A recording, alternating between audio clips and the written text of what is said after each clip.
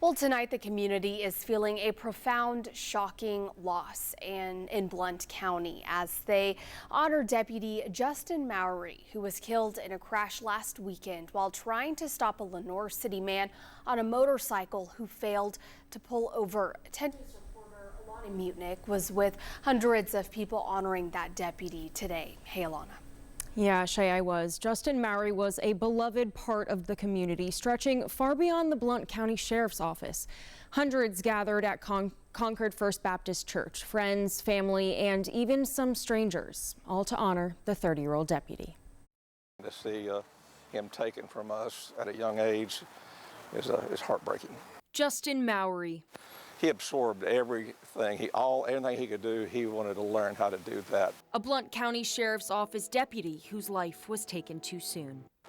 I hate to say it this way, but they're my kids. We're a close-knit sheriff's office. We tell each other we love each other all the time, and I especially tell them that. Everything he could learn, absorb, he did.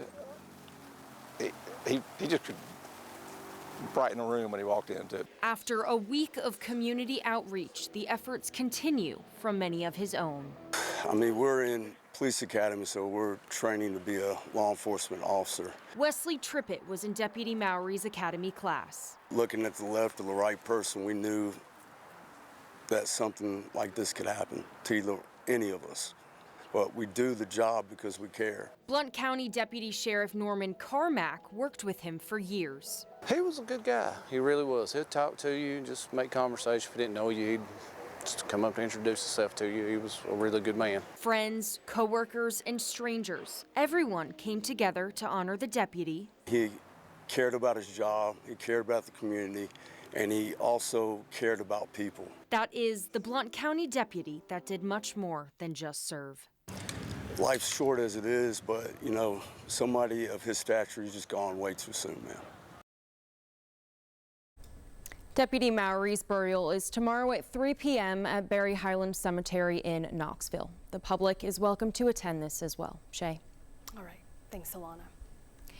Well, tonight we are revisiting how this case unfolded with a timeline. After a 24-year-old man was arrested earlier this week, he now faces serious charges tied to that deputy's death. Again, the crash happened Sunday afternoon. On Monday, authorities released video of a motorcycle asking for help from the public. Tuesday, investigators reported they learned what they needed from a flurry of tips. Then on Friday, investigators named the suspect and the charges he is facing. Investigators say Dalton Bowman was driving a motorcycle recklessly along Meiser Station Lane. The deputy told dispatchers the suspect on the bike refused to stop. And at some point, the cruiser the deputy was driving left the road and crashed into a utility pole. Investigators say the suspect left the scene and was arrested hours later. Authorities say the suspect admitted to knowing the deputy was trying to pull him over. The convicted felon was also found with meth and a gun. If convicted of those charges, the suspect could face almost 2 decades behind bars.